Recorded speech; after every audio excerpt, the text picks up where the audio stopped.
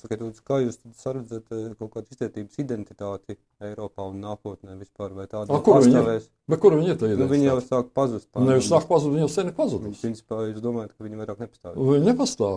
Tā ir maza minoritāte, kas vēl iet baznīcās. Paskatieties, šo svētdienas palūkojos televīzijas raidījumā no baznīcas. Tur no priekšas ļoti labi redzams sejas. Vecas sievietes. Dominē vecas sievietes.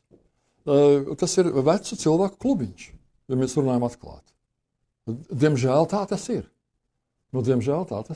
Tad, ko mēs varam darīt?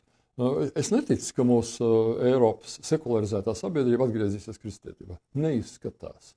Un redziet, Klods Levi-Strauss, kad viņš struktūra antropoloģijas pamatlicējs, ka viņš jaunībā taisīja savus pētījumus Klusā okeāna salās, viņš meklēja, kā toreiz daudz meklēja, kas ir reliģijas pirmķieģelis.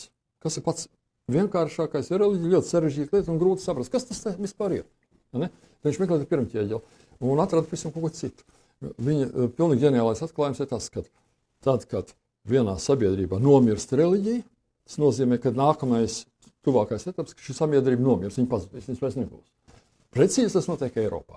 Šeit kristietība ir pazudusi, ir dažs pārpalikums ir palicis, tālāk pazudīs Eiropa kā sabiedrība. Šeit būs cita reliģija, cita sabiedrība. Tas ir pilnīgi ģeniāls redzējums, un mēs šodien varam to vērot. Visi skaitļi viennozīmīgi uzrāda to, ka te ir cauri ar Eiropu. Ir cauri.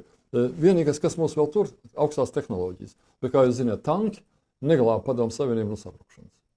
Tad, teiksim, Baltijas kontekstā jūs tā paredzamā nākotnē redzat, kad arī šeit varētu notikt vairāk mazāk islamizācija un varbūt kaut kāds gadu periods?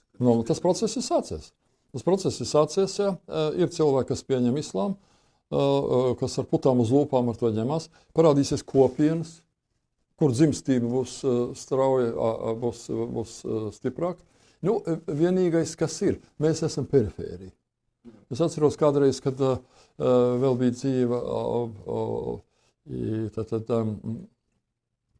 Rundāls direktora Imanta Landsmaņas Ieva Landsmaņa. Mēs kādreiz viņu runājam par Latvijas likteņiem, un viņas viedoklis bija tāds, ka Latvija ir vieta, kur iet pāri tautas. Te vācieši, te krievi, te zviedri, un pārāk ilgi neaizkavējās. Ja šis modelis šeit nostrādās, tad mums ir cerības vēl palikt dzīvēm, bet jūs jau zināt, kāds ir demogrāfiskie prognozes, ko Mešs saka, un to vajag uzmanīgi ieklausīties. Izbraukšana, protams, nozīmos. Izbraukšana nav galvenais.